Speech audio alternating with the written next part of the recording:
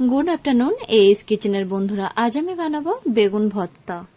বেগুন ভর্তা যে কোনো সময় খেতে খুবই ভালো লাগে, বিশেষ করে সকালবেলা কিংবা দুপুরবেলা গরম ভাতের সাথে খেতে খুবই ভালো লাগে। তো চলুন এই বেগুন ভর্তার রেসিপিটা দেখে নেওয়া যাক।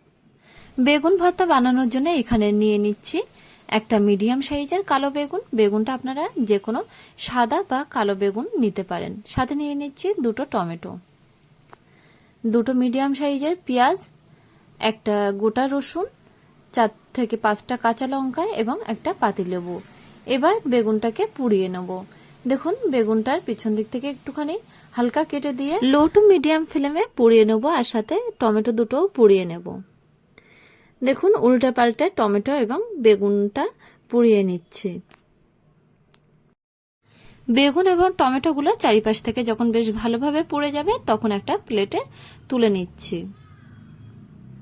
বেগুনটা এখনো ভালোভাবে পুড়ে নি, সেই জন্য আরেকটু রেখে ভালো করে পুড়িয়ে নিচ্ছি। আবার দেখুন এদিকে দুটো পেঁয়াজ এবং 4টে লঙ্কা আর রসুন, সেগুলো বেশ উল্টে পাল্টে ভালোভাবে পুড়িয়ে নেব। এতে করে ভর্তার যে টেস্টটা কিন্তু খুবই ভালো পাওয়া যায়। দেখুন পেঁয়াজ লঙ্কা এগুলো উল্টে পাল্টে ভালো করে পুড়িয়ে নিচ্ছি। পোড়ানো হয়ে গেছে, এবারে তুলে নিচ্ছি। বেগুন ভর্তা আমাদের স্বাস্থ্যের পক্ষে খুবই উপকারী। যারা ডায়েট করছেন তাদের ক্ষেত্রে তো আছেই, আর যারা পেশেন্ট, বিশেষ করে সুগার পেশেন্ট, তাদের জন্য এই বেগুন ভর্তা খুবই উপকারী। সবগুলো পোড়ানো হয়ে গেছে, এবার বেগুনের খোসাগুলো তুলে নেব। দেখুন বেগুনের খোসাগুলো ছাড়িয়ে নিচ্ছি।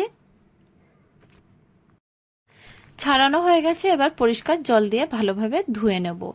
বেগুনের পোড়া খোসাগুলো যেন বেশ ভালোভাবে উঠে যায়। এরপরে টমেটোর খোসা ছাড়িয়ে ভালোভাবে ধুয়ে নিচ্ছি।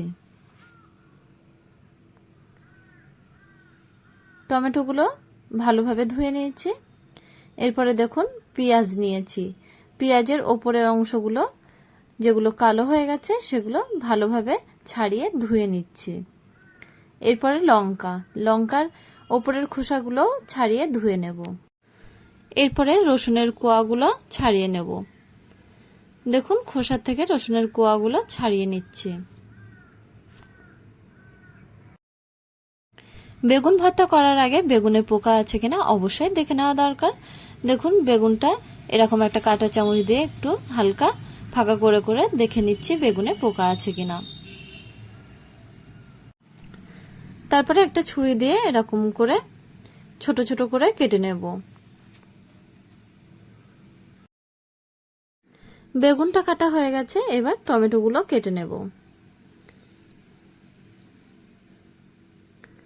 দেখুন টমেটোগুলো কিন্তু ছোট ছোট করে কেটে নিচ্ছি। এরপরে পেঁয়াজটাও ছোট করেই কেটে নিচ্ছি। পেঁয়াজগুলো কাটার পরে এরপরে রসুনগুলো কেটে নেব। দেখুন রসুনগুলোও কিন্তু একদম মিহি মিহি করে কেটে নিচ্ছি। এরপরে লঙ্কাটাও কিন্তু একইভাবে কেটে নেব। সমস্ত কিছু কাটা হওয়ার পরে একটা প্লেটের মধ্যে রেখে দিয়েছি। এবার দিয়ে দিচ্ছি 1/2 চামচ লবণ, 1 চিমটে গোলমরিচের পাউডার, 1 চিমটি জিরের পাউডার, 1 চামচ সরিষার তেল আর কিছুটা ধনিয়া পাতা কুচিয়ে দিয়ে দেব। এরপরে 1 টুকরো লেবুর রস দিয়ে দেব। এই সবগুলো দিয়ে হাত দিয়ে বেশ ভালোভাবে মাখিয়ে নেব। তৈরি হয়ে গেছে বেগুন ভর্তা। এই বেগুন ভর্তা ভাত কিংবা রুটির সাথে খেতে খুবই ভালো লাগে। এইভাবে একদিন বেগুন ভর্তা বানিয়ে খেয়ে দেখুন, দেখবেন খুবই ভালো লাগছে। আর যদি ভালো লেগে থাকে তাহলে অবশ্যই ভিডিওতে একটা লাইক দেবেন আর আমাদের চ্যানেলটাকে সাবস্ক্রাইব করার অনুরোধ রইল।